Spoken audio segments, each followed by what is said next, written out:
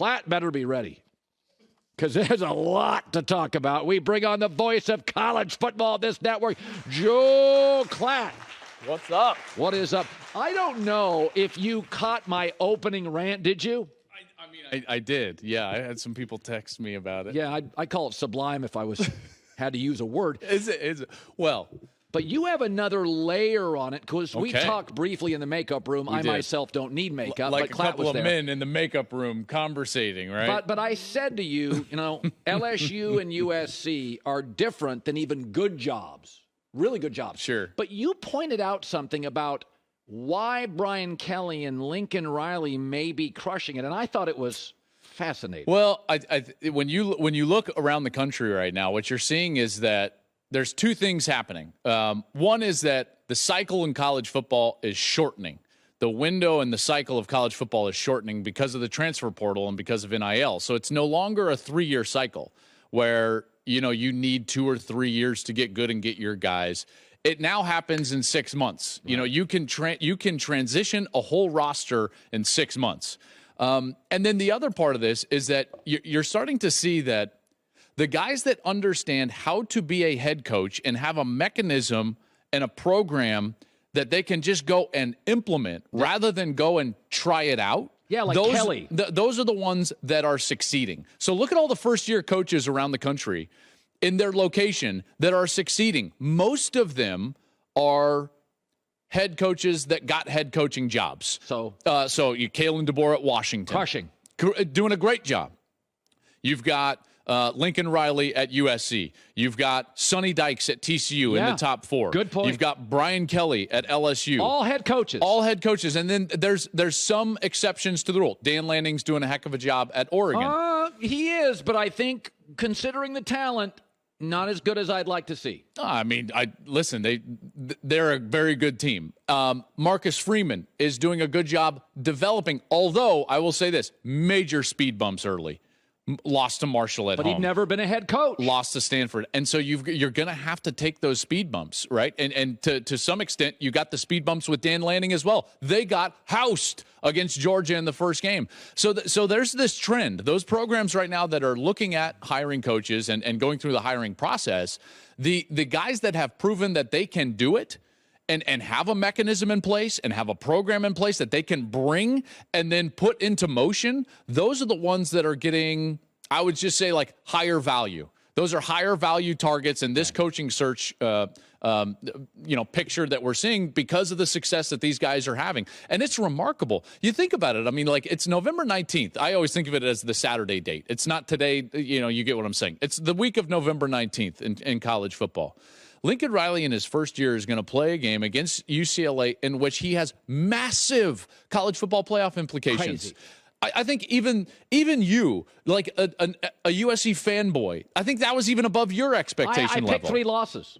Exactly. So it's happening way quick. Did anyone think Brian Kelly, when he's giving the fake accent down there and he's doing the dumb dance and everything, and it's like, oh, hey, by the way, in a few months, he's going to be the SEC West winner. You didn't say that. Stop it. Don't clear your throat as if you're like, oh, I predicted this. No, all you said was, and I was sitting here, is like, Brian Kelly's a really good coach. And that's true. By the way, I was the only guy in the country that watched that dance he did, took it home, and performed it.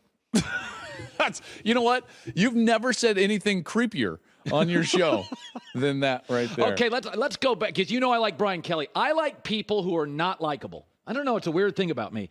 Yet you are likable. Maybe you see a lot of yourself in them. Let's not go that deep. So let's go back to USC. Let's go back to USC on this. Let's go back. I think you and I have a little difference of opinion, because I said this morning. About this team? Yes. Outside of the first half against Oregon State, I think they've won the coaching battle all year. Yeah. I don't think you can win your last 3 games of the year if you have to rely, I have nothing to back me up other than just a belief, that if you have a great defense with an offense that limited, it's easier. But USC is a pretty limited defense based on they're thin. He solved their offensive issues in like 6 months. They're gonna have to outscore UCLA, outscore Notre Dame, maybe outscore Oregon, and then outscore a Tennessee. I don't think you can do that. Well, I think I actually agree with you. I would go a layer deeper. The one thing that could protect USC's defense from being exposed is the ability to retain the football, stay on the field, execute, third downs, run the ball. Travis Dye getting injured, yes, it impacts their offense, and you can talk a lot about how it impacts their offense in the run game. The offense is Caleb. Yeah. Travis Dye's injury impacts the defense way more than even the offense. Good point. Because now you're fully exposed because you got to go. It's all about offense. You got to go tempo. It's about Caleb. It's about throwing the football. You're going to have more passing attempts, more than potential incompletions. It's going to raise the number of snaps that your defense faces. Okay. Boy. And so that's an issue for USC, in particular in a week in which they're going to face a UCLA team that, by the way, is underrated running the ball. Did you know that UCLA, with Zach Charbonnet, their running back, is the number 1 rushing yards per carry team in the country? Okay, so they can get after it now. No, it's a go either way game. I'll take USC based on Caleb. He'll make a play. Listen, he's a star. He is an absolute star, and they're going to have to. It's going to have to be very high scoring. Okay, so I hate to do this because I tend to have guys I like, and I'm pretty loyal on them. Okay, Am I in the circle? You are. Oh, wow. Yeah, out briefly, back in. Oh. Harbaugh, Brian Kelly. Okay, I have been the proest Sark guy in the world. Is he out of the circle? Oh, okay, time out. Sark is out of the circle. You got to win some of these games. You can't get Lincoln Riley took over a tire fire, and they're 9-1, and they're winning all but one. They're one play from undefeated. I like Sark. He can recruit. He's polished. I think he's a good guy. He's flawed like all of us. They never win these close games. That's a massive problem, and it's this details, isn't it? It is the details, and it's also the fact that they lose it in different styles all the time, right? It's penalties one week, and then all of a sudden it's like your offense went for 199 yards against TCU. Listen, I know TCU's defense has gotten better, but that's a problem. Bijan Robinson only getting 12 carries and 29 yards. That's a problem. And I know that it wasn't working, but doesn't this scream? Remember when Ezekiel Elliott got 14 carries against Michigan State in 2015? That Ohio State team was so good. And then they lose to Michigan State and Connor Cook. Why? Zeke got 14 carries. By the way, I've brought that up to Urban several times. This felt like that. You're at home, and Bijan Robinson, who's maybe the best player in America, gets 12 carries? I'm sorry, that can't happen. And that's a detail thing, and Sark has got to get over that. This feels a lot like when I defended and thought that it was a great hire, Scott Frost at Nebraska. And I was like, yeah, but, these close losses, it'll turn. They'll start winning these close games at some point. And then it's like, well, yeah, I know I get it, but, still, let's be patient. And then it's finally like, oh, gosh, this isn't working. And I'm not there with Sark. Obviously, it's only his second year. But they've got to start winning these games. This is the point that I think is most apt for last week's game against TCU. Colin, if you're a good program, you win big games at home. It's what you do. Yep. Right? And Texas doesn't do that. They're 11-6 at home in the last 3 years. And now they're 8-4 under Sark, and they've lost games that they shouldn't. Kansas last year, this game against TCU. No. You can't lose that game. You got 100,000 people in the stands, and they're coming in there, and that's what happens. So Sark's got to do a better job. And it starts with and I know that this might sound like more of a personal shot. I like Sark a lot. So do I. You got to burn that suit that you wore. Oh, that to was the a bad stadium. one. Did you see that? It looked like the Vancouver Canucks on retro jersey night. It was bad. It was like a retros Pirates meets Padres old school. It was bad. Yeah, no. I texted him, told him to just wear shorts next time. Let's go to your top 10. I don't care about the college football playoff rankings because they're going to change. I think you actually do it right here. One of the things here is I'm a West Coast guy, but I can acknowledge the SEC is the best conference by a mile. Sure. So you have 4 teams better than USC, and you're right. Alabama would beat them neutral field. So you have Georgia 1, Ohio State, Michigan, TCU, then Tennessee, LSU, Bama, USC. I think those 4 teams today, although I think in a neutral field, the LSU game, LSU would have lost to Bama at Bama. I think they could play for a while with LSU, but I do think USC is not as good as those teams. I think you basically nailed it. You and I never bought into Clemson. Let's circle back to USC UCLA. Okay. So, Chip, I tell my friends this. I'm like, we may have 2 of the most cerebral coaches in college football in our city. Yeah. Chip literally has changed things in the NFL when he went there. I mean, there's practice changes. Yeah. And then Lincoln Riley. You're doing the game this week. Yep. Which is rare, by the way. So Gus and I are not doing the noon game. This is going to be 5 local, 8 p.m. Eastern time. What do you expect it to look like? Well, I think that there's going to be a lot of points, because each team's defense is weak right where the opposing offense is going to be, have their identity. So, for instance, USC's defense, 97th in yards per carry defense. UCLA offense, number 1 in the country, yards per carry offense. On the other side, UCLA does not deal with mobile quarterbacks well. Delara from Arizona ate them up, and their linebackers don't cover in space very well. Well, now you're about to see Caleb Williams and a number of wide receivers and now smaller, faster backs that can take advantage of those linebackers. So I imagine we're going to see a lot of points. And then there's this one layer deeper. Chip Kelly went the NFL route with his coaching staff on the defensive side.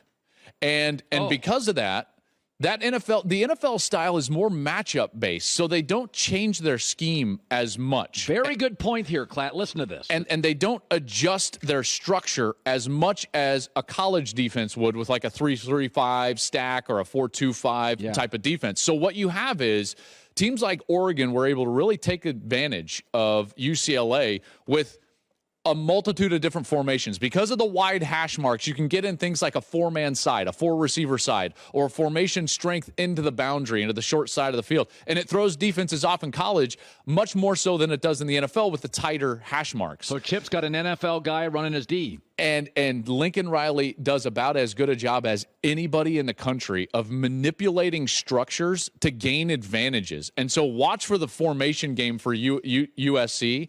I think that the game plan, in particular early for USC, I'll be really shocked if UCLA stops them on their first 3 or 4 series. I think it's going to go up and down the field, and it's going to be exciting. And I told Gus, I was like, hey, rest up, buddy. I called him on Tuesday night, and I was like, hey, last night, I was like, rest up. And he was like, why? And I was like, 61-58. Get ready. Okay, finally, a lot of people thought Michigan would be winless this year. I did not. I thought they'd be excellent. Is that right? People thought winless? Winless. But I saw more into the program with Harbaugh and Michigan. Let's be serious, though. We both like Michigan. We both like it. I think it's actually great for the sport when Michigan beats. Oh, no doubt. Yeah. If both of those teams win this week, you talk about great for the sport. Oh, it'll get a massive number. I mean, biggest number of the year by a wide margin. You can say all you want about those great games that we've had so far. I mean, this Michigan team is very good. Ohio State, very good. Okay. And if they both win 11-0 each, that's going to be unbelievable. But you said something recently, and I said, that's a gem. And you may have said it on this show. I would hope you'd save your best stuff, not for Gus or the network, but me. Be that as it may, you said this, I thought was very interesting. You said Ohio State's got a higher ceiling. Yes. Michigan's got a lower floor. And No, higher floor. Higher floor. You messed it up. I did say it on this show. Okay, I said, let's do it again. Ohio State, higher ceiling. Yes. Michigan, higher floor. That's right. I get it right? Okay. That's exactly right. All right. This is the thing. And I told a Buckeye friend, I said, I've seen you have 3 bad halves, 6 bad quarters. All I do is see Michigan, the same team every quarter. Every week. Even the Maryland game that was close, they didn't play poorly. Just took them a while. Took them a while. I'm like, I haven't seen Michigan have a bad half this year. Yes. I think Michigan's better than Ohio State. I don't know if I would go there because, listen, the top gear is the top gear. If Ohio State turns it on, they are better than Michigan at the top end. What time are they going to do that? Third quarter? Well, and that's the issue is you don't know. I think there's a couple of things. Let me bring up problems for each team. We always talk about how good they are. Let me tell you, this is what I'm concerned about for both teams. Let's start with the Buckeyes. Buckeyes. Here's what I'm concerned about for you. Your other 2 receivers, not named Marvin Harrison Jr., have fallen off the face of the planet. In the last 2 weeks, Emeka Egbuka has 4 total catches, 41 total yards.